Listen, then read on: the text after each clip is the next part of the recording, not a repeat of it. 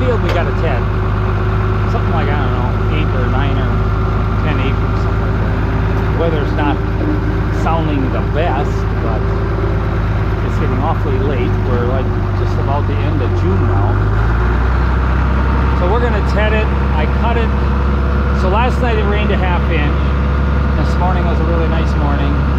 I think I went mowing probably around 12:30, 1 o'clock kind of hour there. Didn't take long because it's a pretty straight field for the most part. And now we're like 5 o'clock and we're gonna ted. Typically, even like this waterway, I usually cut the whole thing, but it's awfully wet in there at the moment, so I might just bush hog the rest of that down someday, but it doesn't sound too promising for it to dry out.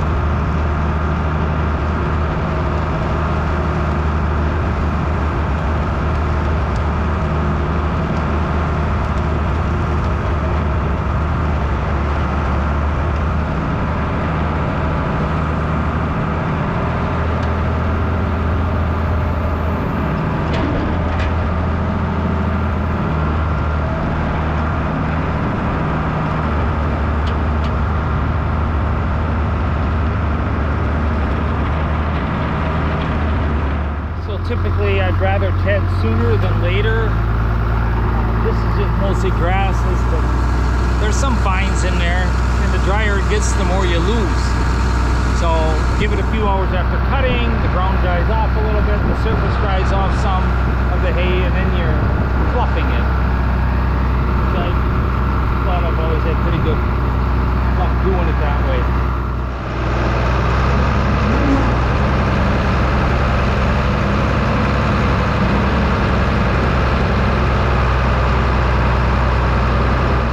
Go a little slower around the edge so it doesn't blow it off of its path. I mean, you can go right into the woods that first windrow if you speed up too much. So typically kind of take my time at the first pass, and then we can give it a little more gas when we get more into the middle of the field. So now this is kind of bottom in here. It can be wet in here. I had tile put in here 2 years ago. I think it helped a lot. There's no standing water. I mean, it's still going to be wet, but it ain't going to be like getting stuck wet. And then back there, it goes way up. That's up where we saw the logs last winter. There's probably about 7 acres up there, a couple acres down here yet, and along with this. So I don't know, the whole thing altogether could be up to 20. I don't know.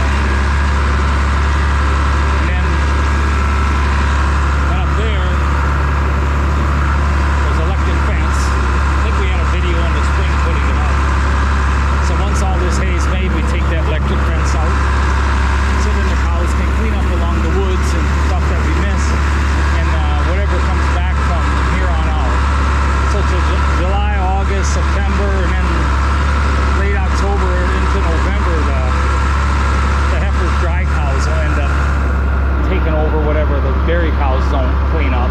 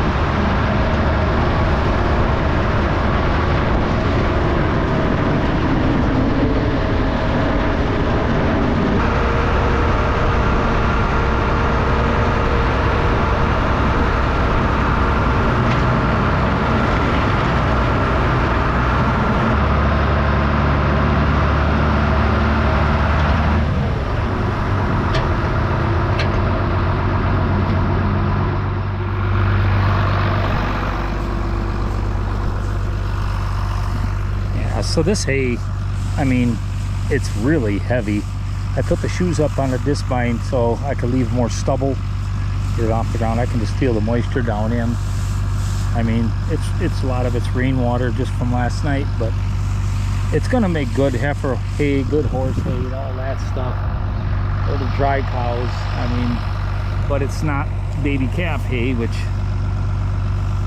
that's where I was kind of going for. If we could have got this stuff off like in mid-June, early June, that's kind of, especially this year. So, but there's a lot of orchard grass, and then you got, you know, a lot of them grasses are dried up already, and also it's practically standing dry. So I wouldn't be surprised if I could bale this tomorrow. We got a really good wind.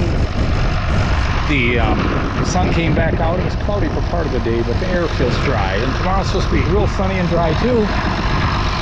And then the next day they're kind of talking maybe some more clouds coming in mid to late day, so we're kind of hoping that that's gonna hold off and we get some sun. I mean, hay like this, especially older hay, you can cut one day and bale some the next, and for sure the third day. But we don't have that luxury all the time, so we're gonna get going because I got milking to do tonight. So I'm gonna put you up on top here somewhere.